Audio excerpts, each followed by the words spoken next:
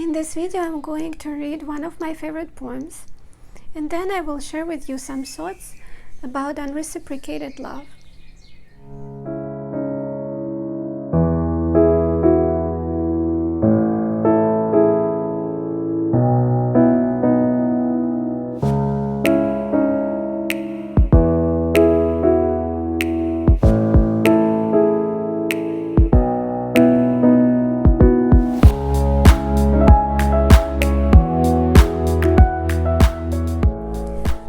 My darlings, welcome to Be Strong and Love Yourself, a channel for very strong people. I'm Dasha Bisali, and I created this channel to share some ideas that help me to be happier. I'm not trying to give advices, and I'm not trying to pretend that I'm very smart or wise, and I'm not a scientist or a therapist, but I found some useful tips that help me to have a better life, and I really hope that they will help other people. So this is the purpose of this channel.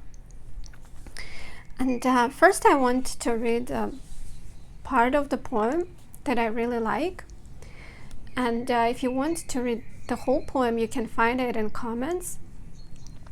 And then I will share with you some tips that helped me when I was dealing with unreciprocated love. The poem is called "There Are So Many I Could Take to Bed," and it's by Eduarda Sadov. So here it is. There are so many I could take to bed, so few I'd like to wake to all the while, and parting in the early morning, smile and wave my hand farewell and smile and wait for news from them and fret. And with so many I could be just me, drink coffee in the morning, talk, debate, with whom I could vacation on the sea, in sickness and in health, as it should be, yet feel no love at all, at any rate. So few with whom I'd like to share desires, gaze at the sky with clouds drifting slow, and write the words of love upon first snow, and always think of only them, and know no other bliss to which I could aspire. So few with whom my silence could be shared, would understand by gazing at my eyes, to whom I'd give the years without a care, for whom I would accept as though price whatever punishment, whatever pain to bear. There are so many I could take to bed, so few I'd like to wake to all the while. So this is the poem, and I love it really much because it describes so well that you can meet a lot of people in your life, you can have short-term pleasures, but only few people will really create some deep feelings within you. And unfortunately in my life, every time I really liked someone, my feelings were unreciprocated. I never had relationships when I loved a man and he loved me back, even though I was with my ex-husband for almost 10 years. But it always was me who was trying hard, and he was more like letting me be with him. And I also was in relationship with another person for 4 years, also when I liked him a lot, I loved him, and he didn't really have feelings for me. So I think I can be a master of this unreciprocated type of love, and I have my tips that help me to deal with it because I've been through a lot of suffering, and I kind of learned my way out of it. And tip number 1 is I don't want to know why someone didn't like me. I think it's a waste of time trying to figure it out. So let's say someone didn't like me because I was Russian. But you know what? I cannot change it, first of all. And the other thing is that there could be another person who would like me because of my accent, probably, who would find it cute, and he wouldn't worry about the fact that I was born in Moscow. So why would I care about this type of information? It doesn't really help me. And everyone is so different. We have different brains, different values. Even if you think about food, the way we taste food actually depends on our genes. It's a scientific fact. Some people love goat cheese, some people hate it. Does it mean that goat cheese should get upset that I don't like the smell of it and never eat it? I don't think so. So if we treat food differently just because of our genes, can you imagine how differently we can perceive different people? And if someone didn't like you for something, didn't like some of your personality or the way you look, it doesn't mean that everyone will not like you. And the other thing is kind of similar to this one, not trying to understand why someone left you. And also, I don't want to chase someone to have some type of closure. I think it's also a waste of time, because another person who doesn't really care about you, doesn't really like you, probably doesn't want to waste his time on creating this closure for you. And what I did for myself, when I wanted this closure, I sent email to the person that I really liked who left me, but I didn't have any expectations of him replying me, and he never replied to my email, but I let it out. And because I didn't have these expectations from him, I didn't want anything from him, I did it for myself. It helped me to move on. So when you don't try to understand why someone left you or reject you, and when you don't want this person to help you with the closure, you can stop your suffering much faster. The other tip is, don't try to be too convenient. And I'm saying it because this is my personality. I like to be nice just by the way I am. It's part of my nature, and it caused me a lot of troubles. And I don't think I shouldn't be nice, but what I learned is that I was trying to hide my feelings from the person I liked because I was afraid that he would be too bothered by my sensitivity and he would leave me. And it means that I was not honest with the person. So by trying to be convenient, it was not just like, oh, be mean to someone. No, be honest with the person that you really like. Otherwise, this whole environment becomes kind of not real. This person doesn't really know you. And also when you become too convenient, you almost push this person to take advantage of you. You let this person to use you. And you cannot just blame another person for taking advantage. Some people are just takers by nature, and it's just the way they are. It's not their fault. So by being too convenient, you just give them this opportunity, and you can hurt yourself. And the next tip is, don't be delusional. I had some really obvious red flags in the relationships that I had, and I will tell you one of the story. But first I want to mention that what I learned from the pain that I had was that if man doesn't want to be with me, doesn't want to spend quality time with me, and if he doesn't want to commit kind of from the beginning and tries to find some excuses, it just really means that he's not into me. And all this conversation about, oh, I'm too busy, I need to help my friends, I need to help my family. If someone wants to be with me, he will find time for me.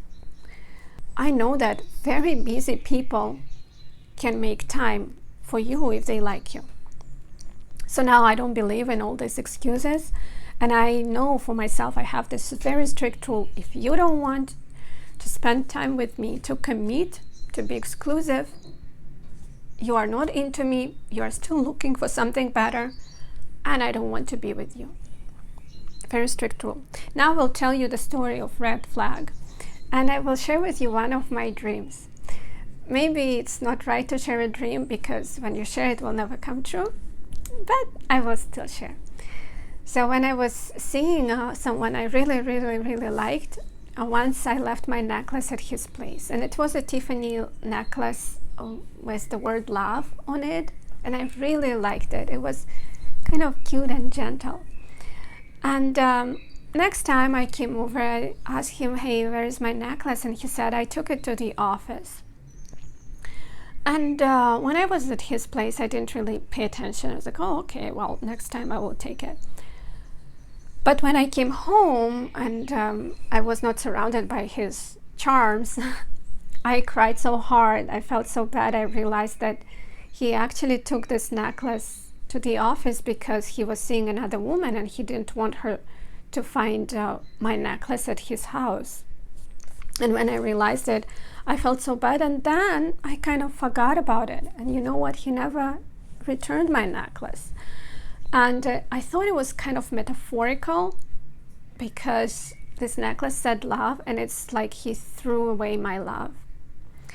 And now I have a dream that one day I will meet someone who I will really like and who would like me back, and he will give me a little necklace, this love Tiffany necklace, as a gift. So this is my little silly dream. Okay, next tip is make a good use of your pain. You know that I created this channel actually because I suffered a lot because of this unreciprocated love, and I needed to do something to find something that I really like, and I love my channel, and it helped me a lot, and I hope that it helps other people too. And also I started to work on my self-development, and I took a lot of classes, and the knowledge that I gained because of the suffering and pain actually helped me to find a new job recently that I absolutely love. Like, just still can't believe how lucky I am that I got this job. So I used this pain for my own good, and actually it helped me to improve my life, and it also helped me to become more organized and to develop good habits, better habits. And right now, you know, in summer, I met someone that I really liked, and I was rejected again, always, as usual. And I still like this person, and it doesn't feel really good when you like someone who doesn't want to be with you. So I started to work on a new project that I will share with you in December or January. But it's a very cute, creative project. And again, my unreciprocated love helped me to work on it. So it gives me a lot of motivation and inspiration.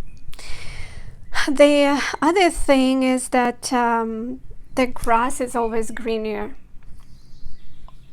Sometimes I think if only this person loved me and we were together, my life would be so amazing, so much better than it is now. But in reality, you know, I don't know, maybe if he all of a sudden decided to be with me, at some point I would see all his flaws. No one is perfect, and maybe I would get tired of him, or maybe we would have some arguments and maybe something will not work out. I don't know. I don't really know how my life would be if I was with this person that I wanted to be with. But it feels like, you know, it would be better if I was with him. So instead of thinking of what you cannot get, try to focus on what you have and what you are grateful for. Your family, your friends, your job, or other things. There is always something to be grateful about. And even your freedom. Right now I'm free. I don't have to make any plans with this, man.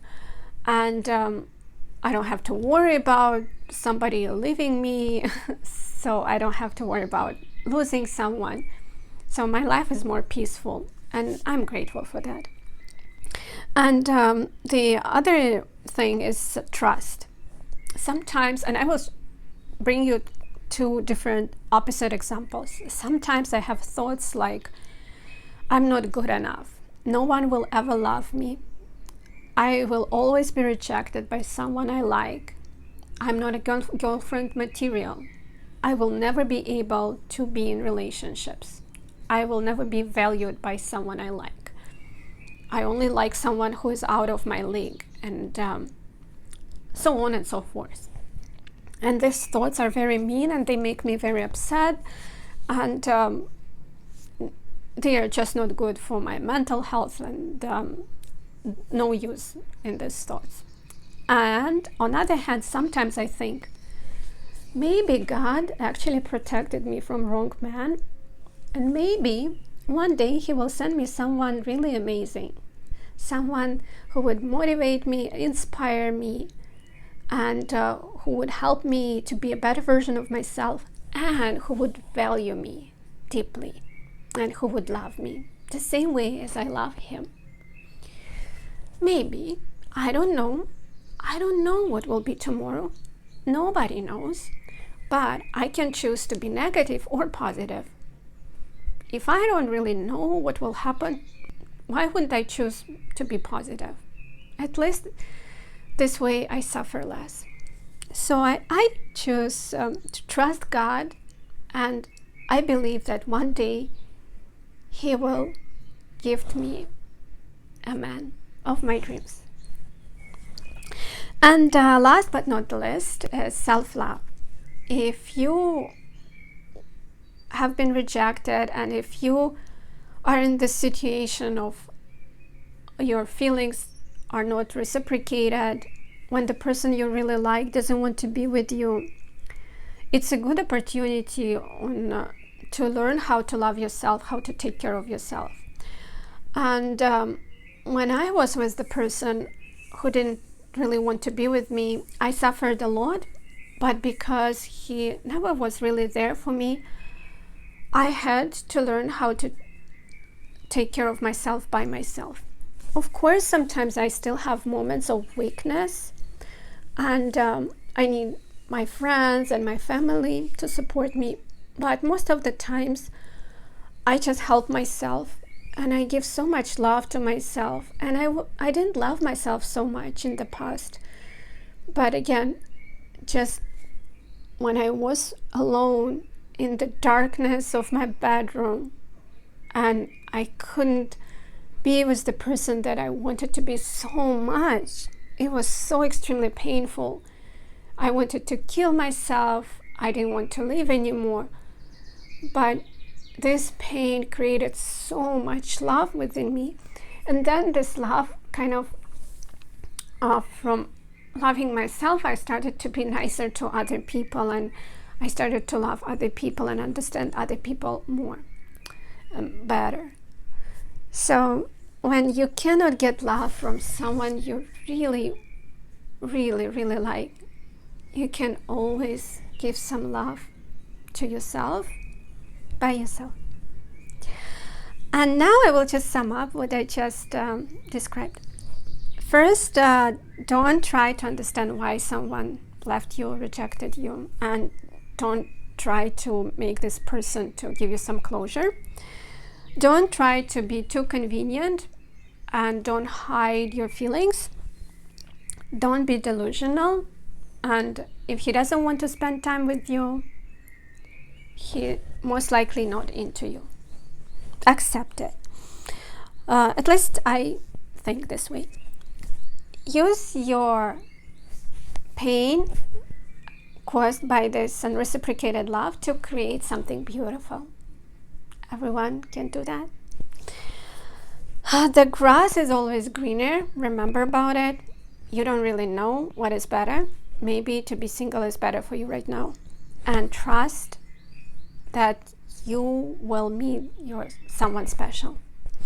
Believe in that. And give yourself a lot of love.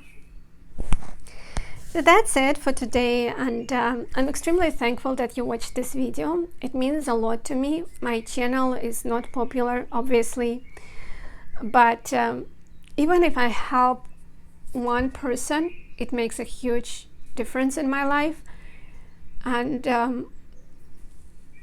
I'm very grateful that you spend your time to watch this video.